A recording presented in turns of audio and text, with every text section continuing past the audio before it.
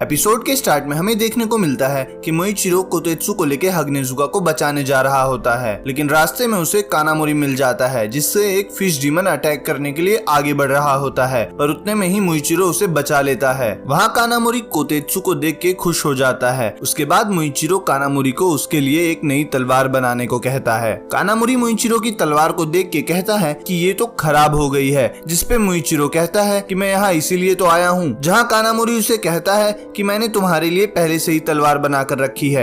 मोइचिरो कानामोरी से पूछता है कि तुमने कैसे पता चला कि मुझे तलवार चाहिए। कानामोरी उसे बताता है कि तांजीरो ने उससे पहले ही तुम्हारे लिए एक तलवार बनाने का ऑर्डर दे दिया था। इसी बीच कोतेत्सु उन्हें टोकते हुए कहता है कि उन्हें जल्दी करनी होगी क्योंकि हगनेजुका की भी जान खतरे में है। उसके बाद कानामोरी मोइचिरो को उसके साथ चलने को कहता है जहाँ पर वो लोग तलवार बनाते हैं। इसके चलते ही कानामोरी कोतेत्सु और मोइचिरो हगनेजुका के घर की तरफ भाग रहे होते हैं। उन सभी को भागते हुए एक घर दिखाई देता है, जिसे देख के कानामोरी मोइचिरो से कहता है कि तुम जल्दी से घर के अंदर रखी हुई तलवार ले आओ और गांव के चीफ को बचाने के लिए चले जाओ। मोइचिरो कहता है कि मैं ऐसा नहीं कर सकता हूँ, और ये कहते हुए वो कानामोरी को पीछे की तरफ खींच लेता है। वो सब लोग वहीं पर रुक जाते हैं। उसके बाद हम देखते हैं कि ग्यूको का वास वहाँ लुटकते हुए आ जाता है। वो वास के अंदर से ग्यूको कहता है कि मुझे खुशी हुई, तुमने मुझे देख लिया, और मोइचिरो से पूछता है कि तुम एक हाशिरा हो ना। जिसके बाद वास के अंदर से ग्यूको निकलता है और पूछता है कि ये घर तुम्हारे लिए इतना जरूरी क्यों है,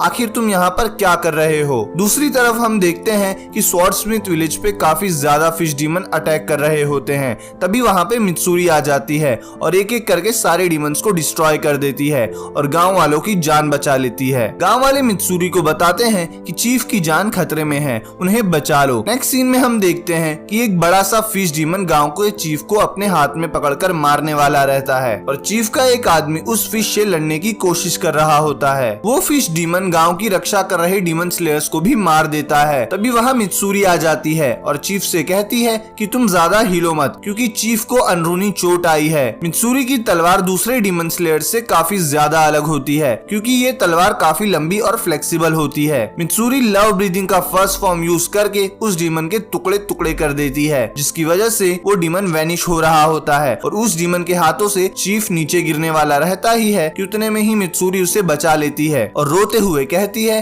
कि क्या आप ठीक हैं। जिसपे गांव का मुखिया उसे बताता है कि ये तो एक सपना जैसा है, मुझे एक सुंदर लड़की ने पकड़ा हुआ है, मैं बहुत ज्यादा खुश हूँ। इसके बाद हमें देखने को मिलता है कि नेजुको तांजीरो को उठा के डीमन से भाग रही होती है। तभी तांजीरो को होश आ जाता है और तांजीरो सोचता है कि ये क्या है और मैं यहाँ कैसे आ गया। जिसपे सेकुदो उसे कहता है कि तुम मुझसे भाग नहीं सकते। ये कहते ही सेकुदो उन पे बिजली का अटैक करता है, जिस अटैक से नेजुको जमीन पर गिर जाती है। तांजीरो को याद आता है कि वो दोनों काराकू के अटैक से बेहोश हो गए थे और नेजुको उसे बचाने के लिए भाग रही होती है। उसके बाद उरुगी आकर तांजीरो पे अटैक करने वाला रहता है। उतने में तांजीरो वहाँ से नेजुको को लेके भागने लगता है। सेकुदो काराकू से उन्हें पकड़ने के लिए कहता है। काराकू उसे कहता है कि मुझे पता है, तुम मुझे मत बताओ। काराकू अपने पंखे से तांजीरो पे अटैक करता है, लेकिन तांजीरो बच जाता है। तांजीरो सोच रहा होता है कि मुझे कोई ऐसा हमला करना होगा जिससे ये लोग काफी धीरे धीरे हील कर पाए। काराकू फिर से अपने पंखों से अटैक करता है, पर इस बार काराकू को पंखा इतना जोरदार होता है कि तांजीरो उसकी चपेट में आ जाता है और घर भी टूट जाता है। नेजुको हवा में उड़ते हुए तांजीरो की तलवार पकड़ लेती है। काराकू सेकुतो से कहता है कि क्या नजारा है, अब हम इन्हें आसानी से पकड़ लेंगे, उनके पास छुपने के लिए कोई जगह नहीं है। हम देखते हैं कि तांजीरो और नेजुको वो अटैक से बच जाते हैं, पर नेजुको के ऊपर घर की छत गिर जाती है। नेजुको तांजीरो की तलवार काफी कसकर पकड़ लेती है। तांजीरो नेजुको से तलवार को छोड़ने के लिए कहता है। नेजुको के खून से तलवार गीली होने लगती है। काराकू और सेकुतो उन्हें हर तरफ ढूंढ रहे होते हैं और कहते हैं कि जैसे ही ये धुआं हटेगा वो लोग उन्हें मार देंगे। तांजीरो नेजुको से तलवार छोड़ने के लिए कहता है, पर नेजुको तलवार और जोर से पकड़ लेती है। और दूसरे ही सीन में हमें मोइचिरो को दिखाया जाता है। ग्यूको मोइचिरो को अपना नाम बताता है और उसे कहता है कि क्या तुम्हें मारने से पहले हम थोड़ी बातचीत कर सकते हैं, क्योंकि मैं तुम लोगों को अपनी कलाकारी दिखाना चाहता हूँ। मोइचिरो को इस बात पर कुछ समझ नहीं आता है। ग्यूको अपने एक वास से 5 स्वॉर्डस्मिथ को निकालता है जिनकी बॉडी आपस में जुड़ी होती है और उनके अंदर तलवार घुसी होती है, और ग्यूको उनसे कहता है कि मैंने इसे नाम दिया है तलवार बनाने वालों की दर्दनाक मौत। अपने दोस्तों को ऐसा देख के कानामोरी और कोतेत्सु काफी ज्यादा डर जाते जाते हैं और रोने लगते हैं। उसके बाद ग्यूको उन स्वॉर्डस्मिथ का मजाक उड़ा रहा होता है और उनके अंदर घुसी हुई तलवार को इधर उधर घुमाने लगता है, जिससे वो तलवारबाज दर्द से चीख उठते हैं। ये देख के मुइचिरो कहता है कि बस अब बहुत हुआ। ये कहते ही मुइचिरो ग्यूको पे अटैक कर देता है, पर ग्यूको उस अटैक से बच जाता है और वहाँ से गायब हो जाता है। वो उस घर के छत पर रखे हुए वास से बाहर आता है। मुइचिरो समझ जाता है कि वो अपने वास के जरिए एक जगह से दूसरी जगह जा सकता है। ग्यूको कुछ कह पाता उससे पहले ही मुइचिरो उस वास पे अटैक करता है और उसके 2 टुकड़े कर देता है। ग्यूको इस बार भी बच जाता है और वो दूसरे वास में चला जाता है। ग्यूको अपने वास को टूटते हुए देख काफी गुस्सा हो जाता है और मुइचिरो को काफी बुरा भला कह रहा होता है। मुइचिरो सोचता है कि यहाँ पे इतने सारे वास कहाँ से आ गए। मुइचिरो समझ जाता है कि ग्यूको बार बार अपनी गर्दन को काटने से बचा रहा है, मतलब ये हिंतेंगु जैसा नहीं है कि अगर इसकी गर्दन कटेगी तो ये मारा जाएगा। तभी ग्यूको अपने एक वास से 2 फिश को निकालता है जो कि मुइचिरो पे अटैक कर देती है। इस अटैक का नाम 1000 नीडल्स होता है। इस अटैक में ये जो नीडल होते हैं ये काफी ज्यादा जहरीले होते हैं जो कि मुइचिरो की तरफ जा रहे होते हैं, पर मुइचिरो इस अटैक से बच जाता है। उसके बाद ग्यूको कोतेत्सु और कानामोरी पे अटैक करता है, लेकिन उन्हें वो नीडल लगती है उससे पहले ही उनके सामने मुइचिरो आ जाता है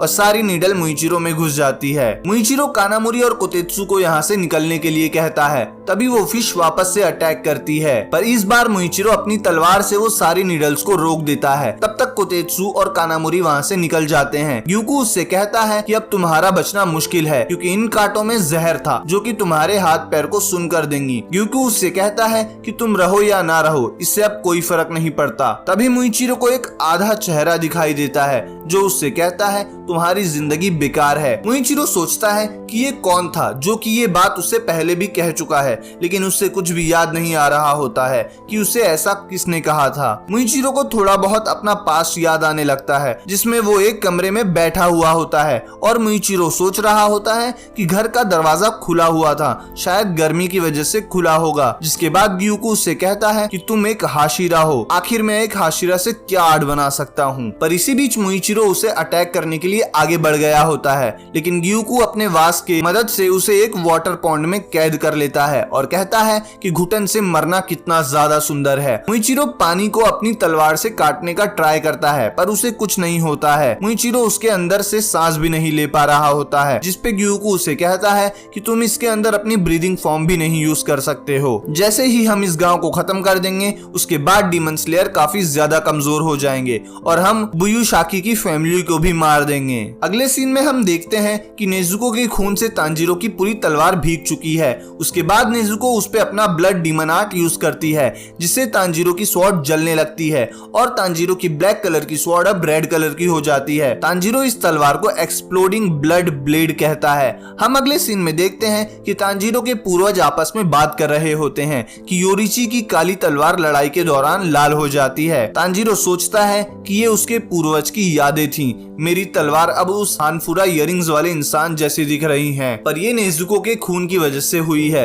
ये वो तलवार से अलग है पर हमारी तलवार सेम है। मैं जैसे जैसे स्ट्रॉन्ग बनता जा रहा हूँ डीमंस भी स्ट्रॉन्ग हो रहे हैं। सभी लोग अब तक इन डीमंस को हराने में मेरी मदद कर चुके हैं, मुझे उनकी उम्मीदों पे खरा उतरना है। ऐसा बोलकर तांजीरो सेकुतु और काराकू के पीछे आ जाता है और तांजीरो को देख के काराकू और सेकुतु उसका मजाक उड़ाते हैं। पर उसी वक्त सेकुतु को मुजान की मेमोरी याद आने लगती है। सेकुतु सोचता है कि तांजीरो की तलवार भी योरिची जैसी लाल हो गई है, योरिची जिसने मुजान को लगभग मार ही दिया था। तभी तांजीरो के ऊपर चोट लगा हुआ निशान कर्स में बदल जाता है और तांजीरो योरिची जैसा दिखने लगता है। तांजीरो हिनोकामी कागुरा का यूज करता है और एक ही बार में तीनों डीमंस का सर उड़ा देता है। हम देखते हैं कि तांजीरो का अटैक एक ड्रैगन जैसा दिखता है।